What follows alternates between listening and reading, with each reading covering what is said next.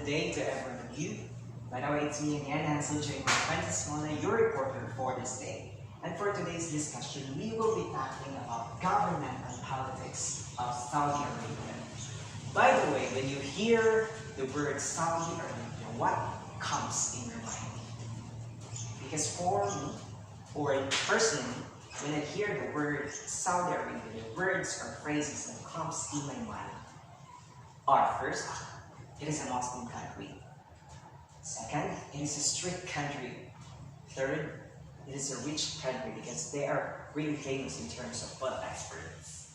But when I dig deeper about this country, I realized that there are many things that are interesting things that must be learned about Saudi Arabia, especially in terms of government and politics of Saudi Arabia, which is our main topic for this day. The government of Saudi Arabia is a unitary Islamic absolute monarchy. Unitary Islamic absolute monarchy or absolute monarchy means that the country or unitary states are governed as one single unit by a single hereditary or elected leaders. In Saudi Arabia, usually unitary Islamic absolute monarchy are ruled by king and queen, or kings and queens. In Saudi Arabia, the name of their king is Salman Abdulaziz Al Saud, and also they have their crown prince, which is the son of Salman Abdulaziz, Mohammed bin Salman. This is their crown prince, and this is the image or photo of their crown prince, Mohammed bin Salman. And Mohammed bin Salman is the Deputy Speaker and Minister of Defense of Saudi Arabia. He also serves as the Chairman of Economic and Development Affairs and also the Chairman of Political and Security Affairs. And in Saudi Arabia, or in a unitary Islamic absolute monarchy, which is the form of government of Saudi Arabia, the king is both the head of the state and the government. And in Saudi Arabia, there is this existence of Quran, or the Holy Quran, which is declared to be the constitution of the country, which is governed by the Sharia. Because in Saudi Arabia, there is no formal written constitution. So this is the reason why Quran is declared as the constitution of the country. And Sharia law is, a religious law that is part of the Islamic tradition of Saudi Arabia. This supports or this governs the declaration of Quran as the constitution of the country of Saudi Arabia. In Saudi Arabia, there is no existence of political parties. Also, there is no existence of national elections. Unlike the Philippines, we do have many political parties like Partido Federal de Filipinas, Liberal Party, Nationalista Party, and many political parties that existed in our country, Philippines. And also, we do have national elections every 6 years. And then, we are really different from Saudi Arabia. Now, let's discuss about the responsibilities or role of the king. This is the king of Saudi Arabia, King Salman bin Abdulaziz Al Saud. And the king is the head of the government of Saudi Arabia. He is the head of the government of Saudi Arabia, King Salman Al Saud. And the king of Saudi Arabia is referred to as custodian of the two holy mosques. And this custodian of the holy mosque is a title that denotes the authority of Saudi Arabia over the Masjid Al-Haram Mosque in Mecca and Masjid Al-Nabawi in Medina. This is a title which denotes that Saudi Arabia has the power over these two famous mosques of Saudi Arabia.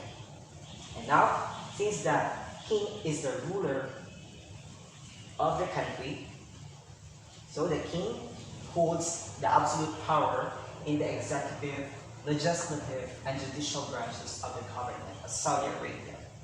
And in Saudi Arabia, there is this existence of basic law, which states that the king must be selected from among the sons of their first king. Their first king is Abdul Aziz Al Saud. and their descendants subject to the subsequent approval of the leaders. So there is this basic law, you know, declares that the selected king should be from the first king of Saudi Arabia, and also from the descendants of the first king of Saudi Arabia. But it doesn't mean that you are part of the descendant of the first king of Saudi Arabia. It doesn't mean that you will be immediately selected as the king, but the selection process should involve subsequent approval from the leaders. And now let's move forward to the council, existence of Allegiance Council in Saudi Arabia. This council or Allegiance Council was formed to describe who will be the apparent heir or the crown prince after the previous apparent heirs dies or accedes to the throne. In case if the crown prince will die, or in case if that prince decided to lay down his throne to another deserving crown prince, then this Allegiance Council is responsible in deciding who will be the next crown prince of Saudi Arabia. Also, they have Council of Ministers.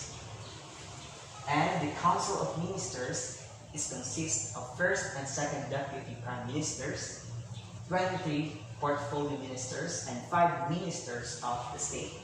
This Council of Ministers is responsible for drafting and overseeing the implementation of internal, external, financial, economic, educational, defense policies, and general affairs of the state. Also, they do have king-appointed consultative assembly. This king-appointed consultative assembly is composed of 150 members. And this consultative assembly, which is appointed by the king, is responsible for recommending laws to the king but has no legislative powers of its own and no role in the formulation of the budget. Their sole responsibility is to recommend laws towards the king. And the king will decide if he will approve that particular law recommended by this consultative assembly. This consultative assembly doesn't have the power in formulating budget. And I think that's all for today. And that's all about the government and politics of Saudi Arabia. I hope that you've learned something from this discussion. Thank you so much for listening, and thank you so much for watching. God bless and ingat.